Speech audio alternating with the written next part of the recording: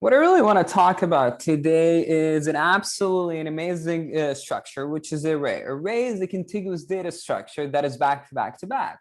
What does that even mean by saying array is a contiguous data structure that is back to back to back? Let's imagine we're talking to the compiler, and I ask the compiler, hey, compiler, can you please give me a space in the memory? And the compiler, sure, I can give you a space in the memory. And here's the space. And then I go ahead and I ask the compiler again, can you please slice up the space, this box that I just allocated in the memory? And the compiler goes, so you wanted to slice it up? Yes. And then the compiler goes, oh, you wanted an array. I was like, yes, that's exactly what I want. And the compiler asks back again, how many slices or how many slots would you want me to slice this box? For now, let's say we wanted to slice it into slots. So here's slot 0, here's slot 0, and here's slot 1. Now, and then the compiler asks us again, what is the name of the array that you would like to name? I'd like to name it for now, let's say list. Let's name it list. Now, the compiler asks another question, that is, what is the type of data that we will want to store for each slot that we have? And that is actually a good question. Let's say we would like to store integer. Now we have an array that is we have an array named list that is a type of integer that is a size of 2. Now, one thing the compiler would like to say, and the compiler, listen, there is something that I wanted to tell you, which is when you, so since we have an array in here that is a type of integer that is a size of 2, that means this array here is actually a big box, and we have 2 boxes that fits inside this big array perfectly. Now, what happens is that the compiler says is that the compiler will return the address of the first byte of the 0th index in this array. What does that mean? So if we want to traverse this array and we want to access each index inside this array, we could potentially do this list of 0, and then that would give us back the 3, and then we can do list of 1 that would give us back the 7. But since the array returns back the address of the first byte of the 0th index in the array, and we have this, which is right now 0x8000, how is it possible to access to 7 when we only incrementing by 1? So if I add 1 to here, that should give me back, that should return back 08 or 0x8001. This is 1. In this case, and if I dereference to this location, that would give me back here. So how is it possible that when we increment by 1, we right away get the 7? But if based on what I said, the array returns back the address of the first byte of the 0th index. In here, since the array contains values of integer, each slot has 4 bytes. So it returns this here. It returns here the first address. And if I increment it by 1, I'm going here. Then how is it possible we're going all the way to 7? How can we jump from here to here? What's actually happening under the hood is this. Let me change the color. It's actually happening under the hood is this. 0x8000 plus 4. Why is it 4? Let me change the color to this so we know. Why is it 4 here? Why are we adding by 4? Where did we get this value? 4 is the value of the type that we have. Now, the type we have is an integer, and the size of integer is 4 byte. That's why we're adding by 4 times the increment value, which is in this case is 1. Now, the value for this will be 0x8001. Sorry, 4. Let me delete this so it's clear. 4. And that is exactly what's going on under the hood when we increment the address of the first byte of the 0th index in here. We jump 4 steps all the way here, and we can explore or visit the value that is inside this address, which is in this case 7. So 4 is equal to here. Now, and I hope this is clear, and I really hope this is clear. That's what's going on under the hood. That's how we increment by 1, and we visit each index inside an array. But this is very, very low level. You don't need to think about it. Oh, returns the array, returns back the address of the first byte of the 0th index of the array. And the reason why I'm talking about this, just to show you the beauty behind what's going on under the hood and the essence of an array. So I hope this one is clear. Now we are going to jump to write exactly the same example as we've seen right now in code. All right, I've gone ahead and I created a file in here, and I named the file array.c in a folder. And I also included this header file because we are going to print each value inside inside the array. And I've also created this main function that is expected to return a value of an integer. Now let's do exactly the same value. So let's say, hey, compiler, give me a space in the memory, and I would like you to slice it up into two slots, and then name it list. And the type of a value that I would like to store is an integer. So let's do list, and here, and here, and there you go. And now let's assign each index, as we saw, a value of 3 and a value of 7. How can we, because since right now list contains the address of the first byte of the 0th index of the array. Now, since this is an address, remember, list, it's not a pointer. It acts as if it was a pointer. It's just an alias of the array, an alias of the location of this array in the memory. Now we need to dereference to this, dereference to specifically the address, the list that returns back. And then we need to dereference there, and then assign each box or each index a value. So the way we do this, we could do it using the star operator plus 0. That would equal to 3. And we can do this list plus 1 equals 7. We can definitely do this. We can also do this like this. List of 0 is equal to 3. List, doesn't exist.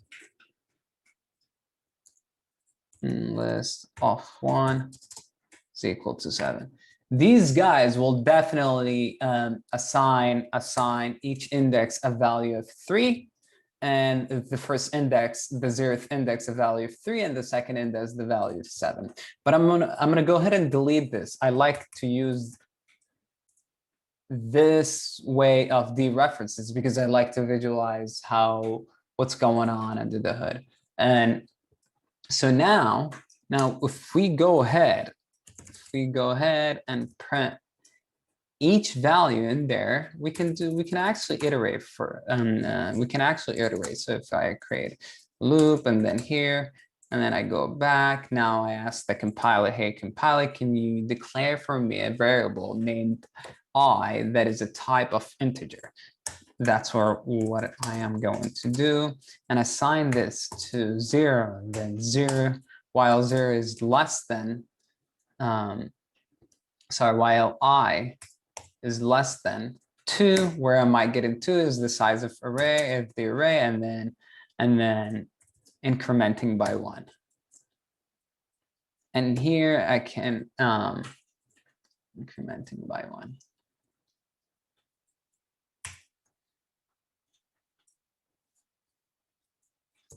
And here we can use the print function that we're getting from this header file. And then we can see, we can say that %i break line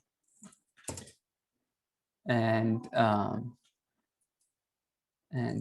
ahead and dereference to list plus I. There you go. Now let's go ahead and run, compile. So we go ahead and make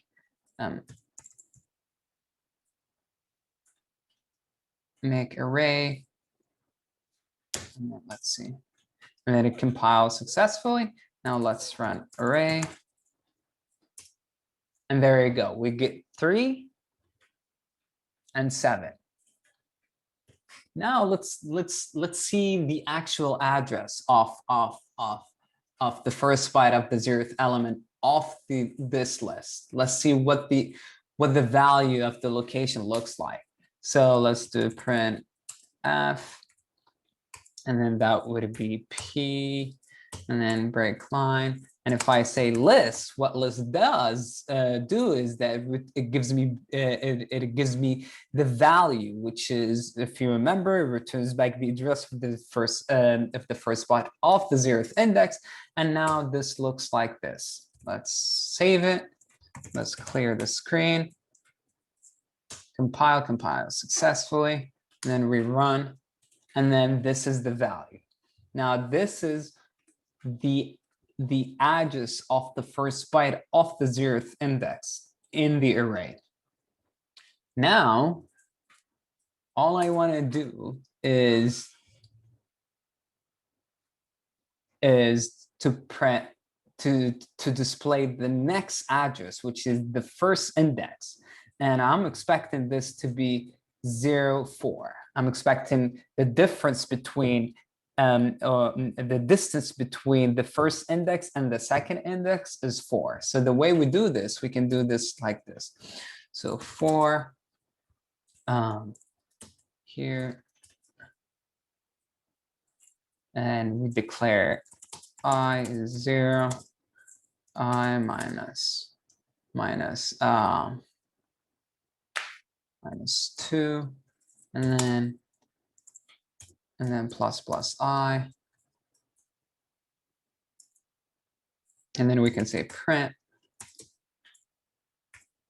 the address of list of I, and close that, is in the value. The value is I. And I know I made a mistake in here. Oops. And then I list plus I, and then dereference and access those values. List plus I. There you go. Now let's compile this, and then it compiles successfully. And let's see. So this is the address of the first byte of the 0th index, and we have each index contain, remember this, the 3 is actually stored in this address. The 7 is stored at 804, and then we say the address of list of 0 is actually 800, and the value inside this address is 3, and then the address of list 1, which is the index 1, is 804, the last 3 digits in here, which is the difference. As you can see, it jumped from here all the way here, and the value of that is 4. Now, if you remember, I showed you the example that we saw. Each index in there is actually contains 4 bytes, and each byte has its own address, and the value 3 is actually stored in this address. So, and then we saw the question was, how can we add 1? How can we increment and access the next index? Because if we add 1 to this, that would take us to the address which is right next to this one, which contains a value of 0. Then how can we jump to be all the way to 4? And then I showed you in the previous, not in the previous video, but previously, that we take this address and we add it by the content of the array. In this case, the type is an integer. We add it by +4, and we multiply it by the value of the increment.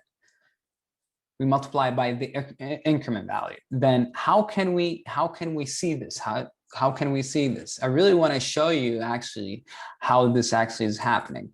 So let's declare a pointer variable that is named C. It stands for char. I'm just C pointer PTR, and then I'm going ahead and then C char, and then cast this off of this guy, and that would be what I'm saying. I want you to cast the address of the array, which is the entire array as a single entity. Now let's go back to that example where we saw the increment. How does the increment actually how the increment works under the hood? So we're gonna have the for loop, and then declare I is equal to 0, and here we casted the entire array to be a string, and a string has a size of 1 byte. So when we increment, we're not jumping 4 bytes just like an array of integer. We only go in one. So the difference between the first slot and the next slot, or the 0th slot and the first slot, is just 1. So the increment will work beautifully. We don't have to jump for just like an integer, an array of integers. So, and this one would be I less than 4. So we can see the first one, and you're probably thinking, where is this 4? What is this 4 is? This is the size of the first index. The size of the first index contain an integer, which is 4 byte. And remember, we had in the other example that I showed is that 0800, 08001, and so on and so forth. So I really want to show this, what's going on in here as using this address. Now, then I say I plus 1 or plus I. Then here I say printf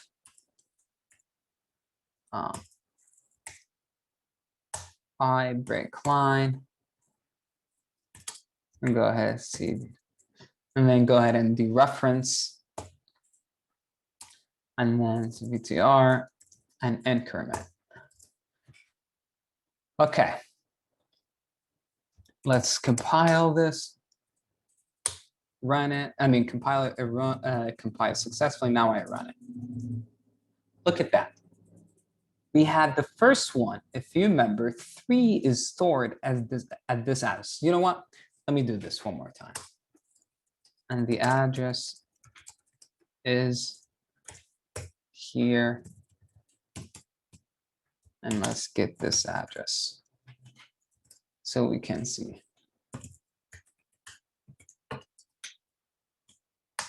Here, compile. There you go. Oh, here. Oh, sorry. Let me just delete that.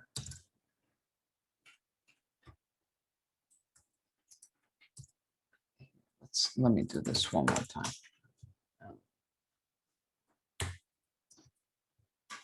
Here, let's compile it. Beautiful. Run. There.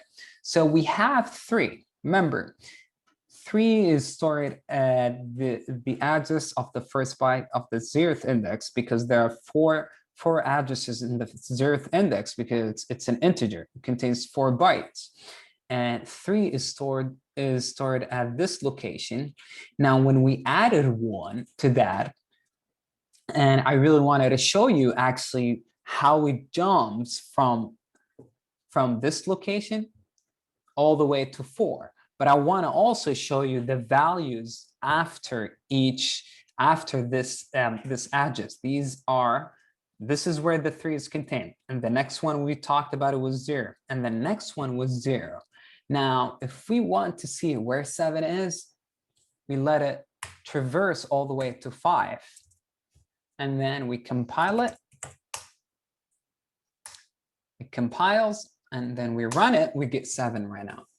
There it is. 7 is stored at the address 804.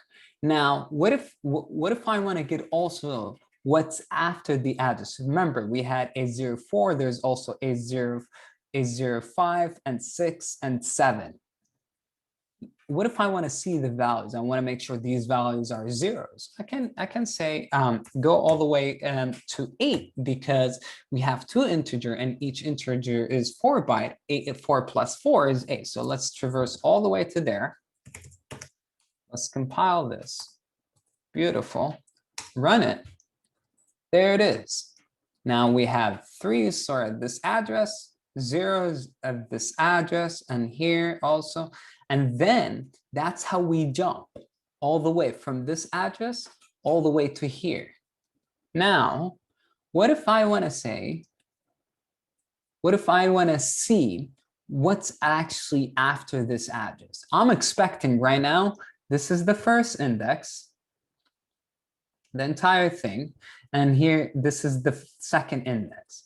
What if I want to see what's after that? What if it gives me 0, anything like that? How would I know this is the end of the array?